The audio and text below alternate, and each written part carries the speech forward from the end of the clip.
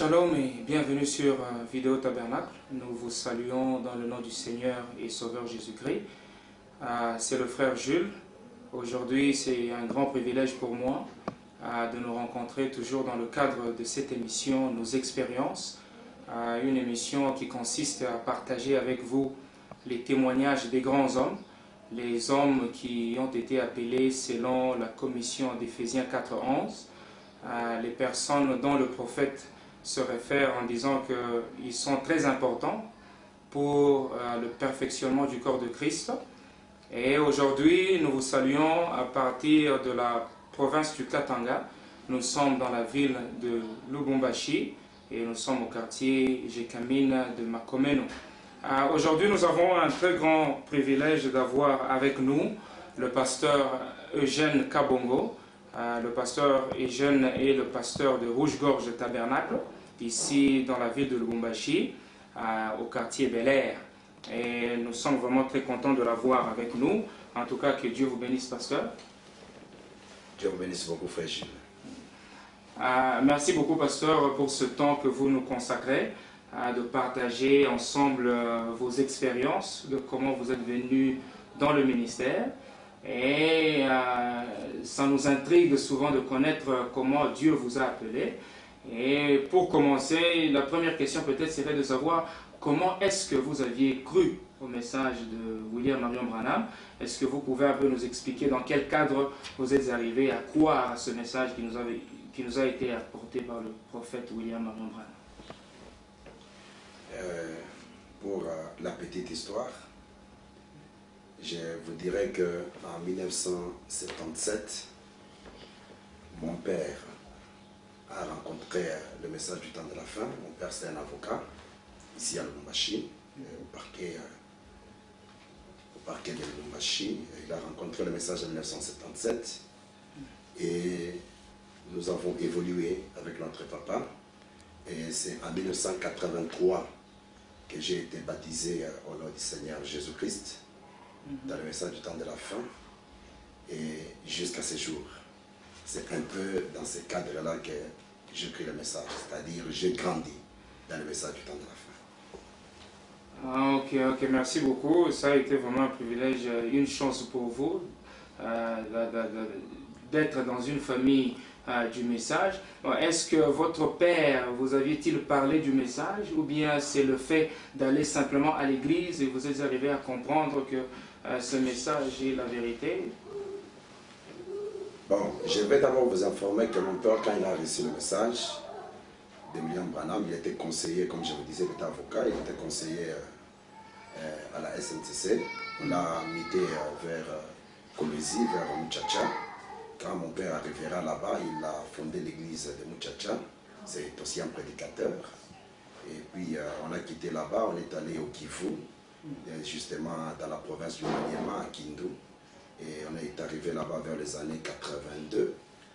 Il n'y avait pas d'église du message. Mon père a encore commencé une église là-bas. Il a fondé encore une église à Kindu. Et en 83, personnellement, j'ai compris qu'il fallait que je ne continue pas à être seulement un enfant d'un frère ou un enfant d'un pasteur, que je puisse prendre maintenant ma décision. C'est ainsi que j'ai pris ma décision et j'ai été baptisé en notre Seigneur Jésus-Christ par mon père. Ok. Amen, merci beaucoup pour ces clarifications. Est-ce que votre compréhension du message était venue lors d'une prédication de votre père, ou bien c'était venu lors d'une lecture du brochure du prophète, ou bien c'était venu, comment est-ce que vous êtes arrivé à être vraiment convaincu que ceci n'est pas seulement quelque chose de mon père, mais c'est la vérité? J'étais parmi des jeunes qui lisaient beaucoup le message du temps de la fin. Je lisais beaucoup et j'avais vraiment cette soif-là de beaucoup lire, je prenais beaucoup de temps pour lire. Et j'ai été convaincu par Dieu lui-même en lisant la parole que ce message est la seule vérité qui puisse exister sur la terre.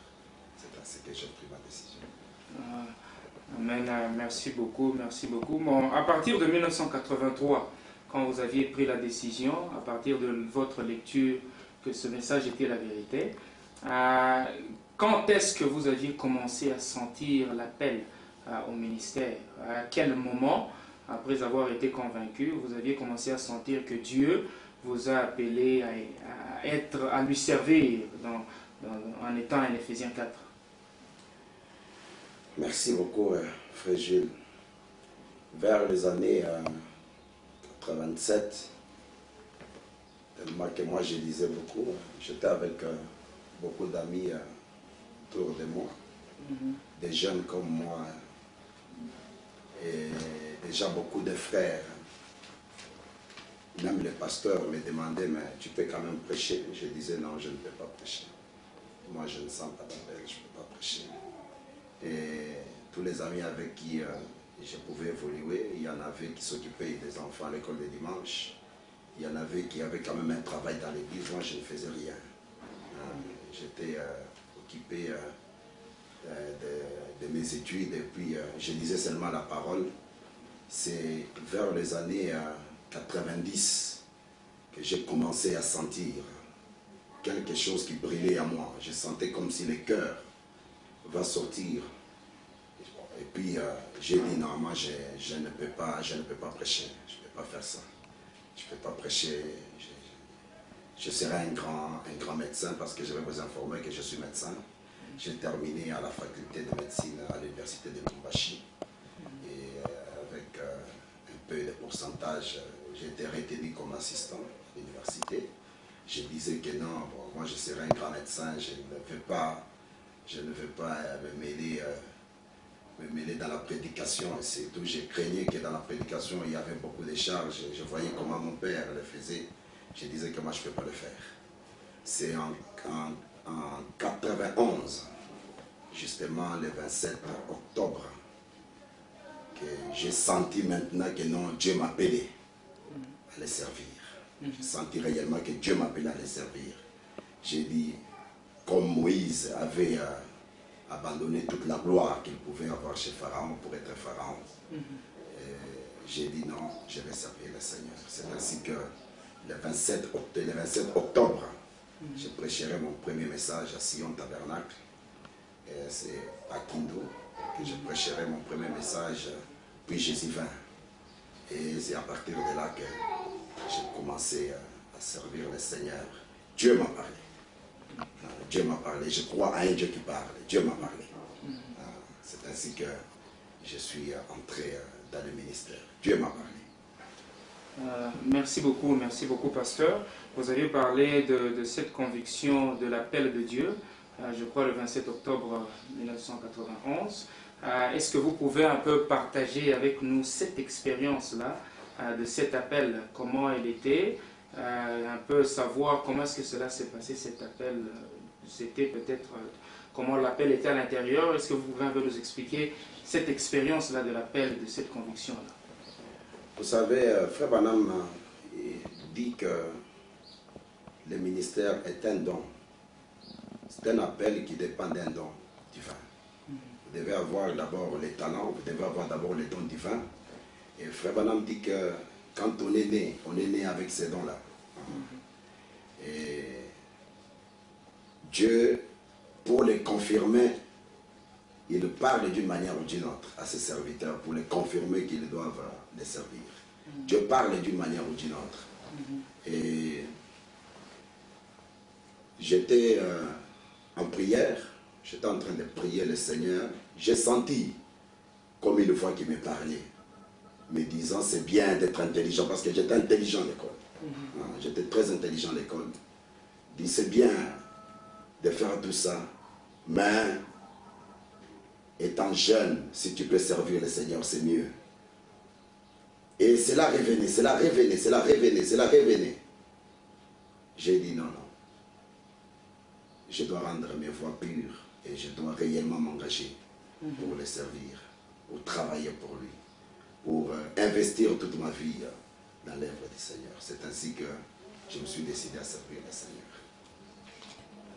Mais merci beaucoup, pasteur, pour ces éclaircissements. Et au début de votre réponse, vous aviez mentionné que Moïse avait décidé de tout abandonner, toute la gloire de Pharaon et servir l'Éternel. Et le prophète aussi parle aussi de Moïse en disant que Moïse, avant d'être commissionné, il avait eu une expérience avec le Seigneur. Il avait rencontré la colonne de feu. Et le prophète aussi dit que tout ministre n'a pas le droit d'être derrière la chair sans pour autant avoir été sur le sable sacré et avoir rencontré la colonne de feu. Est-ce que vous pouvez aussi nous expliquer votre expérience par rapport à ce que le prophète dit? Je vous dirais, frère Jules, que les années 80 à 90, c'était des années de consécration. Ce n'était pas des années de blagues. Peut-être beaucoup de gens sont venus au message après, ils sont arrivés et ils ont trouvé chez nous dans notre pays un peu beaucoup de mouvements, de tiraillements et tout ça. Non, mais vers les années 80 à 90, on a travaillé pour les âmes. On a travaillé pour notre salut. Vous pouvez monter sur les montagnes, prier le Seigneur, se consacrer, gêner. On faisait beaucoup de choses pour la purification et pour être plus près de Dieu. Et je te dirais que c'était des temps, je peux dire des temps merveilleux. Je ne sais pas si le Seigneur permettra encore que ces temps-là reviennent. Hein? On avait culte chaque jour. Et quand quelqu'un ne pouvait pas être à la réunion un jour, il pensait qu'il est resté, l'enlèvement s'est fait. On avait cet dévouement-là. On aimait être plus près, plus rapproché de Dieu. On voulait à chaque moment que Dieu soit plus réel qu'il l'a été hier, qu'il l'a été il y a des jours. Donc les années 80, c'était des années de consécration. C'était des années où on pouvait aller à la montagne, on fait des jours à la montagne en train de prier le Seigneur, en train de chercher la face de Dieu, en train de chercher le Saint-Esprit. Donc c'était des années où on s'est donné corps et âme à la recherche du Saint-Esprit parce qu'on comprenait qu'il n'y a plus de temps. On va quitter cette terre. On n'aimait même plus la terre ici. On n'aimait plus même pas rester sur la terre ici. Et ce sont ces années-là que nous nous sommes donnés à travailler pour nos âmes. Et Dieu, je vais vous dire, c'était un jour, on était avec un frère, il est dans les ministères, maintenant aussi il est dans les ministères, c'était un ancien ministre là. On était dans la chambre, on a prié, on a prié, on a prié. Frère, je te dirais que je suis tombé, je suis resté même avec, j'ai une égratignure à la jambe, je ne sais pas comment.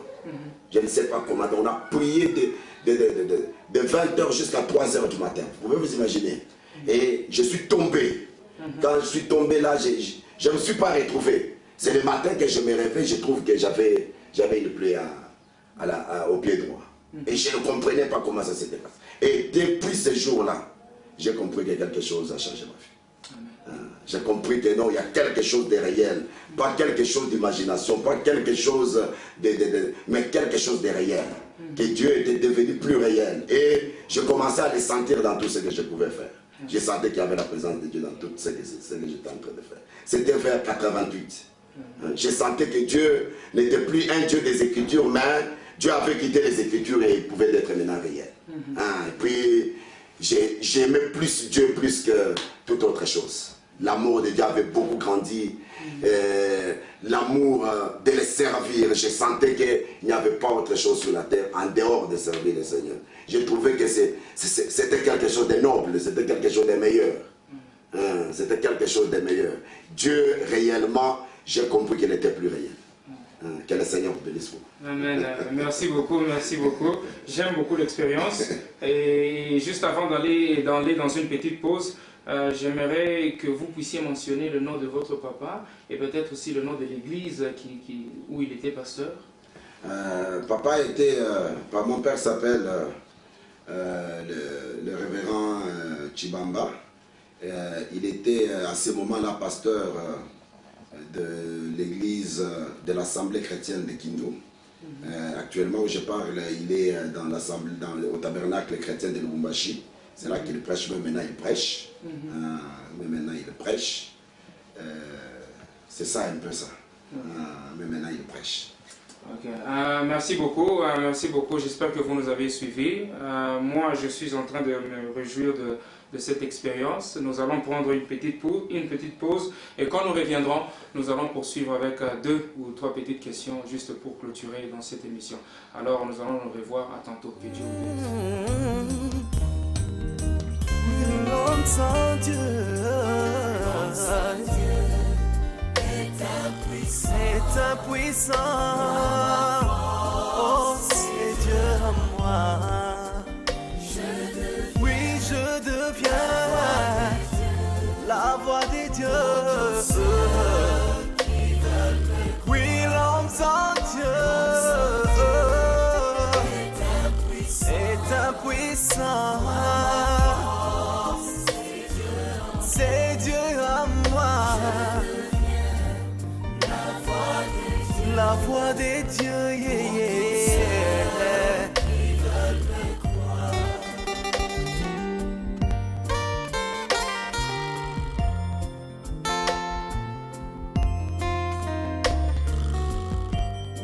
La colonne de feu que vous aviez entendu parler dans mon ministère, qui est venu se poser sur ma tête.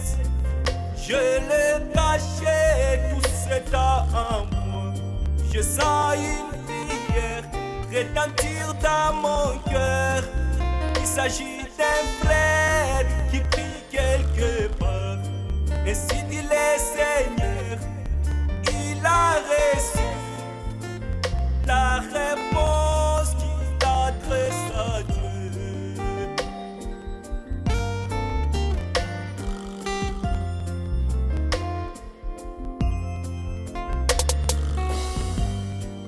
Comme Moïse s'était né dans la brèche, je me tiens devant le trône avec mon doigt pointant les sacrifices. Qu'aucun des seigneurs ne soit perdu. Je représente les dieux que tu adores. Petit troupeau, n'aie pas peur. Je suis un pécheur, sauvé par sa grâce. Je suis votre frère. L'homme sans Dieu, pas de valeur. Oh,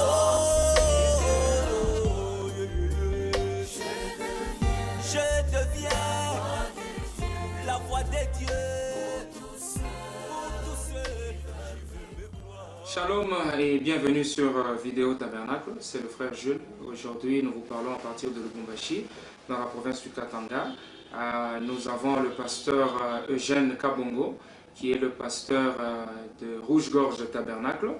Et où nous avions parlé de comment il est venu dans le ministère et comment Dieu l'a appelé à exercer le ministère. Et maintenant, nous allons poursuivre avec d'autres questions, juste avant de finir. Pasteur Eugène, merci beaucoup de toutes ces expériences dont vous nous aviez parlé. Mais maintenant, nous voulons un peu savoir, quand Dieu vous a confirmé cet appel au ministère, à partir de ce moment-là, jusque quand vous aviez commencé à exercer le ministère, quelle avait été la transition, le moment intermédiaire? Est-ce que vous êtes resté sous un autre ministère, en train d'apprendre aussi avant d'aller exercer le ministère? Est-ce que vous pouvez un peu nous parler de cette période transitoire?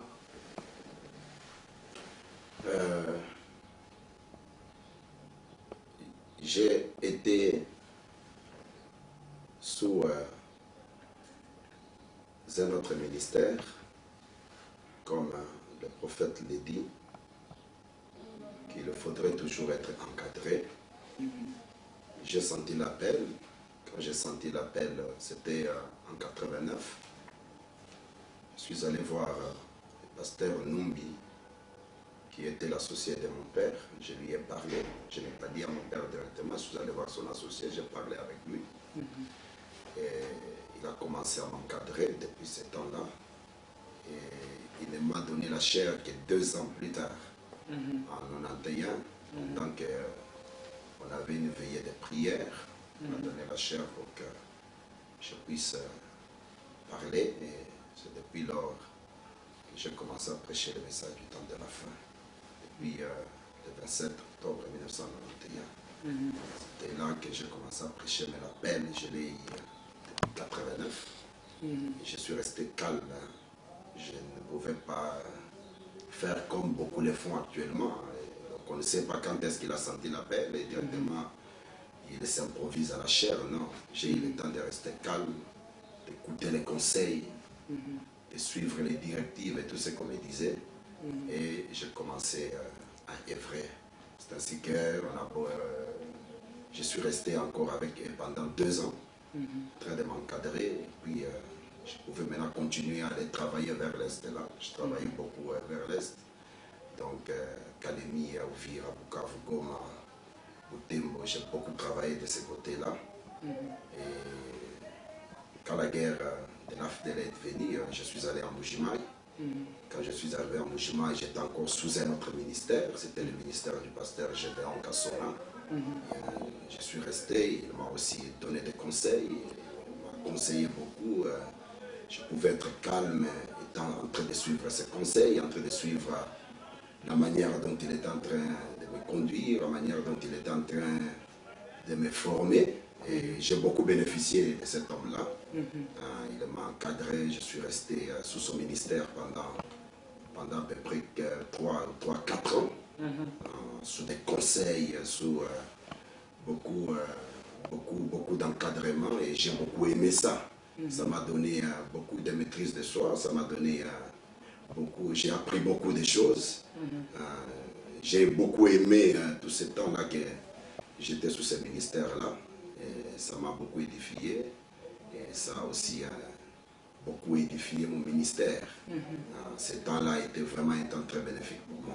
J'ai beaucoup aimé. J'ai été sous ce ministère-là. En tout cas, merci beaucoup. Donc vous étiez, je crois, sur le ministère du pasteur associé du pasteur Numbi. Du pasteur associé de mon père, le pasteur Numbi. Et vous êtes allé sur le pasteur Gédéon Kassonga, où vous aviez bénéficié. Mais maintenant, quand est-ce que et comment est-ce que vous aviez commencé l'œuvre pastorale, et c'était en quelle année, et ça fait combien de temps que vous êtes en train de servir le Seigneur? Depuis 1991 jusqu'à, nous sommes en 2011, ça fait 20 ans que je suis en train de servir le Seigneur. L'église, je l'ai commencé en 2003. Vous voyez un peu, hein? De 1991 à 2017, donc 12 ans. 12 ans, j'ai prêché seulement, je n'avais pas de charge. Or, déjà en 1992, il y avait une église à Kalemi où on me demandait à ce que je sois pasteur. J'ai dit non, moi je ne fais pas ça. En 96, il y avait une église encore du côté Bukavu. Là, on me demandait non, tu peux être notre pasteur. Je les ai encadrés. J'ai cherché un ministre, je l'ai mis là. J'ai refusé. J'ai dit non, moi je ne peux pas faire ça. Mais jusqu'à ce que je suis venu ici à Lubumbashi, 12 ans plus tard, j'ai senti, les gens me disaient, mais fais une église. J'ai dit non, non, je ne peux pas faire une église parce que les gens disent de faire une église. Non, non, je dois attendre que Dieu me parle. Parce que si Dieu est associé dans ce que je fais, la chose va aller de l'avant. C'est ainsi que j'ai commencé à m'attendre à Dieu. Un jour, j'ai senti quelque chose. Je suis allé quelque part dans un domaine là qu'on appelle le domaine marial. De ce côté-là, je me consacrais là-bas, je priais, je me consacrais. Et un dimanche, c'était le 27, un autre 27 juin 2003, j'ai commencé l'église sous le soleil. Vous pouvez vous imaginer comment c'était pénible, sous le soleil, pendant que dans la ville, il y avait des églises déjà construites, il y avait déjà des gens établis. J'ai commencé cette œuvre-là sous le soleil. Et laissez-moi vous dire, frère Gilles, c'est là que j'ai vu la main de Dieu.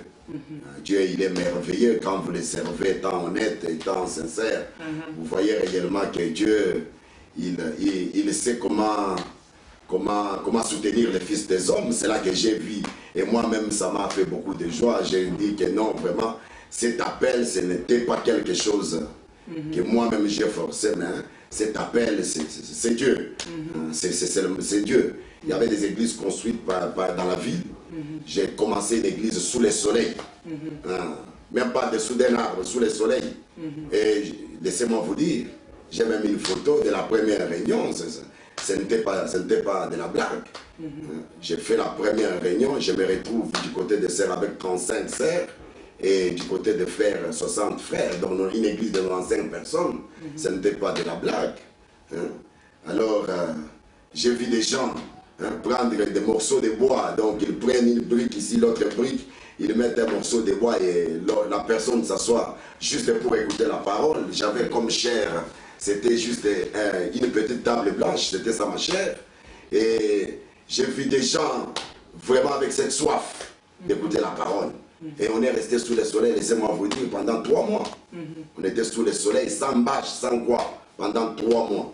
Jusqu'à ce que Dieu, comme il reste Dieu, il nous a aidés, il nous a soutenus jusqu'à aujourd'hui.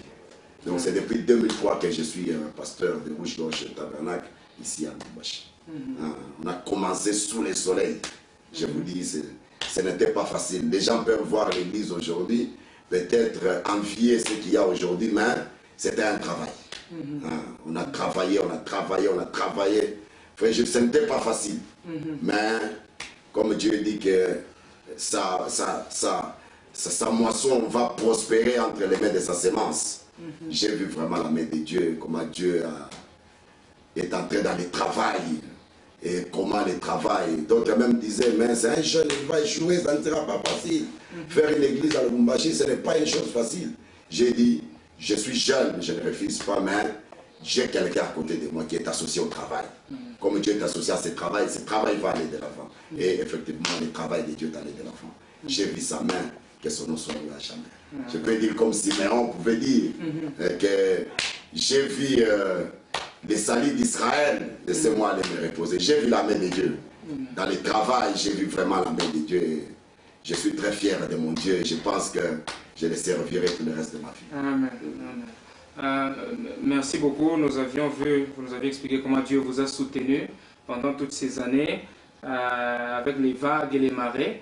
Est-ce que vous pouvez nous donner peut-être quelques grandes lignes qui ont épinglé votre ministère depuis que vous avez commencé jusqu'à aujourd'hui? Ah, c'est difficile.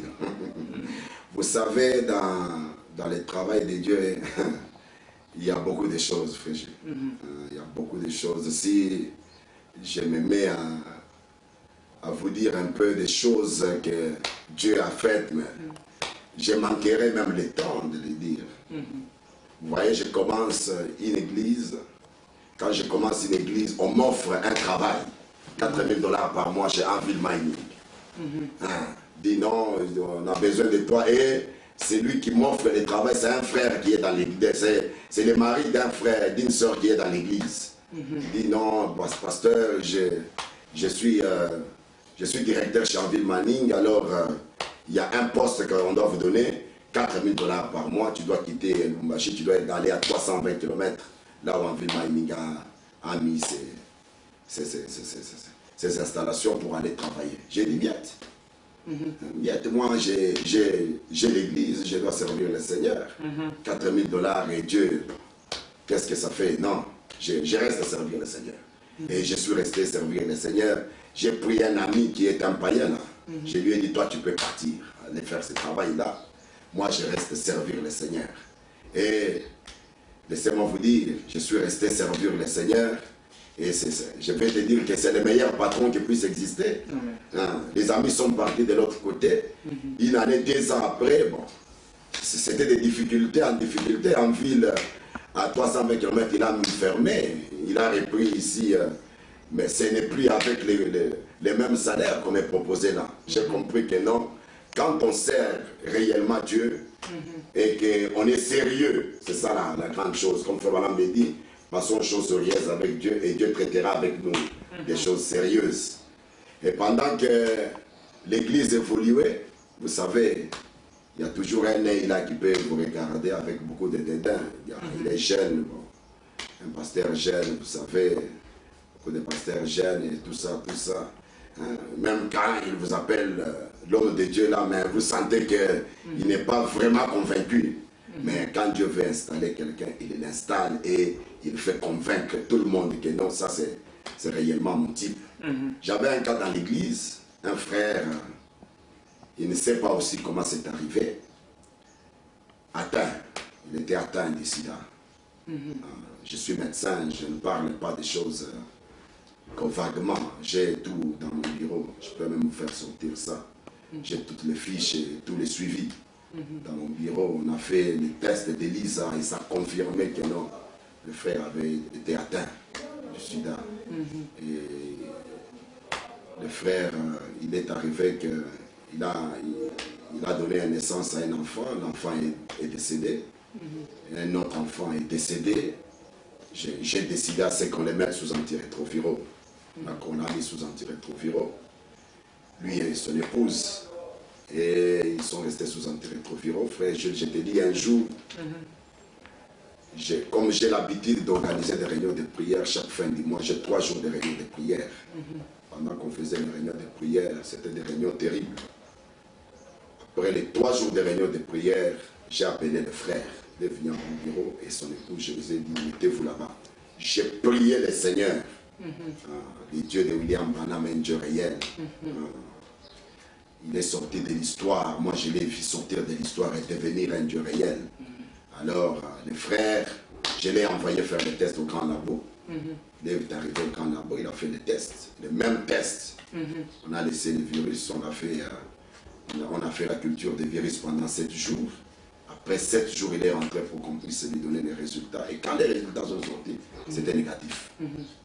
Et j'ai dit non, comme c'était les mêmes gens qui ont fait les examens, c'était positif. Et même pour les 2 enfants qui sont partis, c'était positif. Moi, je vais encore vous envoyer quelque part. J'ai dit, va chez Caritas. Il est parti chez Caritas, on a fait les tests, frère. Je t'ai dit que les tests étaient négatifs. Et quand tu es venu témoigner de ça dans l'église, vous savez quelle émotion? Une émotion terrible. Des hommes là qui, tu vois un groupe de gens là qui voyaient un jeune homme et quand ils pouvaient entendre de la bouche de quelqu'un d'autre ce que Dieu a fait, quel respect. Et c'est ainsi que Dieu a fait asseoir le ministère. Et qu'aujourd'hui, je peux simplement les glorifier, les louer. Parce que j'ai vu beaucoup de choses qu'il a faites. J'ai vu beaucoup de grandes choses que le Seigneur Jésus-Christ a faites. J'ai vu un enfant né SS, confirmé SS, donc manifestation que ça a commencé déjà, tout ça, il n'y a pas de sang, il n'y a pas de ceci, papa S, maman S, donc confirmé. Mais notre Dieu a changé l'hémoglobine de cet enfant-là. Cet enfant est là, il est en bonne santé, il est à l'église là, donc tu peux passer, je peux te le montrer. C'est-à-dire Dieu, il fait des grandes choses. On l'a vu se manifester dans sa puissance. Vous savez, il y a des gens aujourd'hui qui peuvent vous dire non, ces gens-là, ils ont seulement la parole, mais nous croyons que dans la parole, il y a la puissance. Et on a vu la puissance de Dieu. Il y a beaucoup de choses que notre Dieu a faites que je ne saurais pas les dire devant l'écran. Je prendrai tout le temps. Il a fait beaucoup de choses que moi-même, je ne sais pas comment vous le dire. Je l'ai expérimenté, je l'ai palpé et il est bon, il est merveilleux. Et je l'aime tant.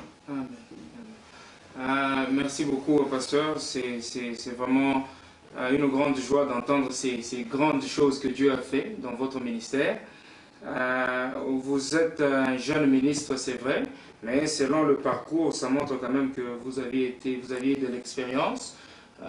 Dieu a fait tant de choses dans votre vie, mais nous pensons aussi à ceux que Dieu pourra appeler le lendemain, les jeunes ministres qui pourront venir après vous.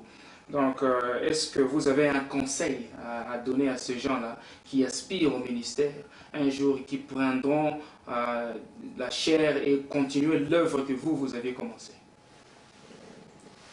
Merci beaucoup. Vous savez,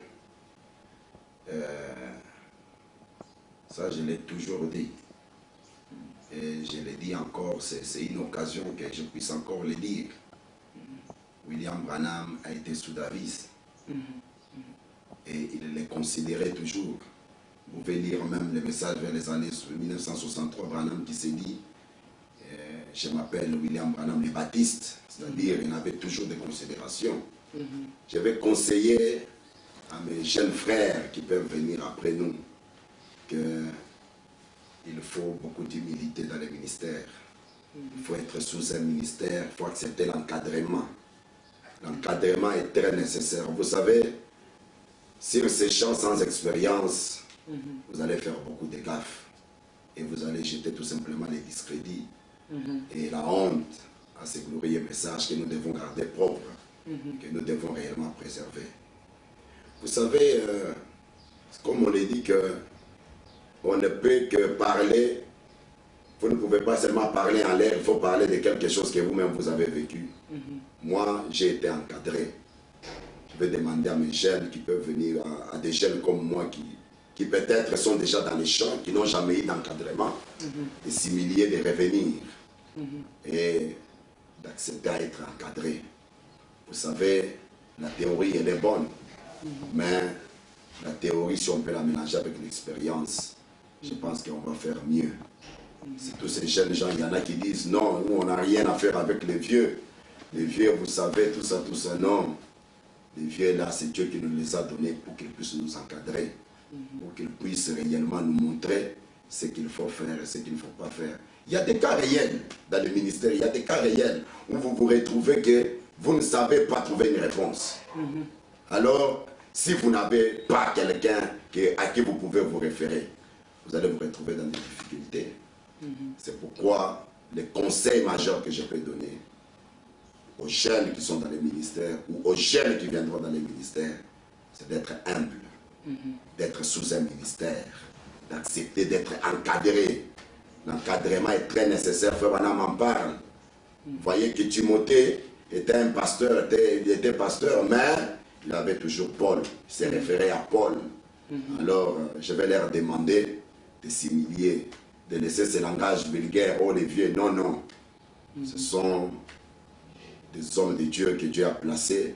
Ce n'est pas pour rien que Dieu les a placés pour que nous puissions venir et qu'eux puissent nous encadrer. Je vais leur dire d'être humble, de s'humilier, d'accepter réellement d'être encadré, de se laisser réellement, parce qu'il y a des gens, il peut se dire qu'on l'encadre et il ne se laisse pas encadrer. Il me dit seulement que non, je suis sous tel, mais quand on lui donne des conseils, il ne suit pas ces conseils-là. Donc il ne veut pas être encadré. D'être humble, d'être sérieux, pas plus que d'être sérieux, d'être honnête. Parce que quand on est honnête, on écoutera les conseils et on suivra ces conseils-là. L'encadrement est très nécessaire, surtout dans ces messages. Il faut être vraiment encadré.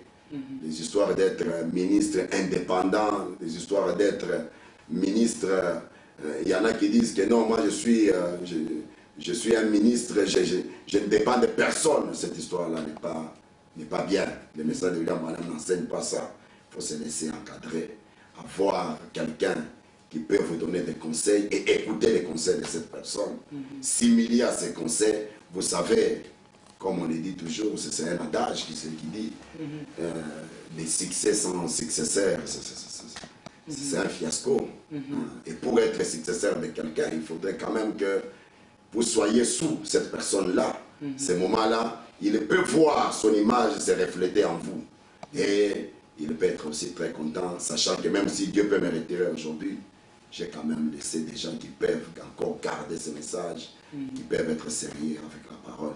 Tu vois, ils ont travaillé et il n'avait personne qui pouvait les guider.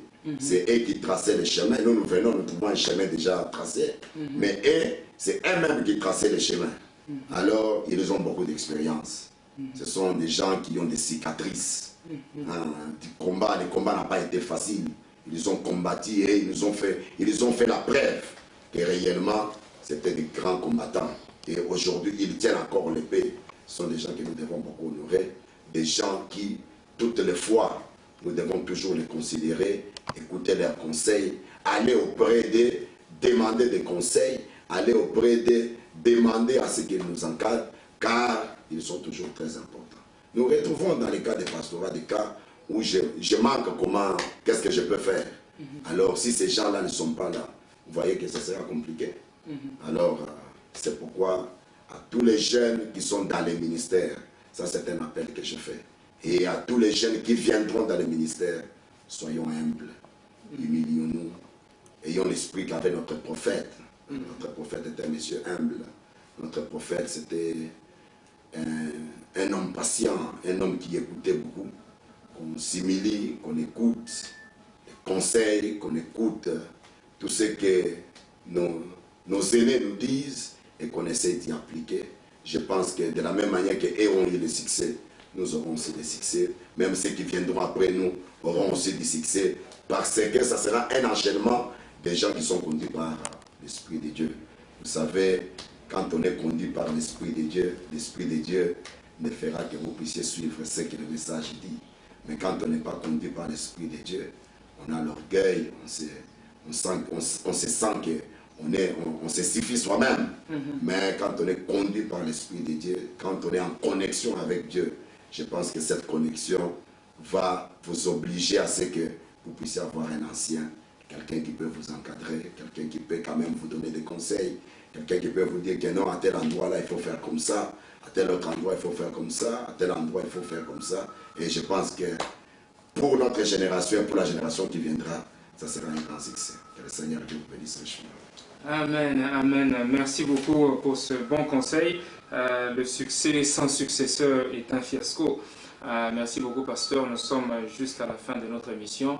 Et avant juste de clôturer, je ne sais pas, est-ce que vous avez un petit mot de la fin avant de clôturer l'émission? Le petit mot de la fin que j'apprécie beaucoup, personnellement, frère Gilles, que le Seigneur Dieu te bénisse pour cette initiative que vous avez prise et que Dieu puisse réellement bénir cela, que cela puisse aller de l'avant, que cela puisse prospérer. Vous savez, frère Branham dit que quand quelqu'un essaie de faire quelque chose pour l'avancement de l'œuvre de Dieu, Dieu doit soutenir aussi cet homme-là. Je pense que ça peut paraître peut-être aujourd'hui que ce petit main, c'est un grand travail que tu es en train de faire. Et notre Dieu, qui est le rémunérateur de toutes choses, je pense qu'il ne manquera pas de rémunérer dans tout ce que vous faites, que ce vidéo tabernacle puisse aller de l'avant, que ça puisse prospérer et que je suis très convaincu qu'il y en a peut-être dans des chambres qui suivent, qui ne sont pas peut-être croyants du message par ce canal, ils peuvent peut-être venir aussi au message. Que le Seigneur Dieu vous bénisse richement, que sa paix et sa grâce vous accompagnent. Vous êtes encore aussi jeune, que le Seigneur vous soutienne et que vous soyez toujours en connexion avec le Seigneur Jésus-Christ. Que Dieu vous bénisse richement. Amen. Merci beaucoup, pasteur. Merci beaucoup, pasteur, pour tout ce que vous venez de dire. Merci pour le temps que vous nous aviez donné. Merci pour cette occasion que vous nous aviez donné de parler. Je remercie tous ceux qui nous ont suivis et je remercie aussi le frère Kimoto Thomas qui est derrière votre caméra. C'était Jules à partir de Lubumbashi. Nous vous saluons de la part de Vidéo Tabernacle et je crois que nous aurons toujours l'occasion de rencontrer les grands hommes de Dieu d'ici peu, selon que Dieu nous donnera l'occasion. En tout cas, jusqu'à plus tard, que le Seigneur vous bénisse. Amen. Tu es riche en miséricorde, Jésus mon sauveur.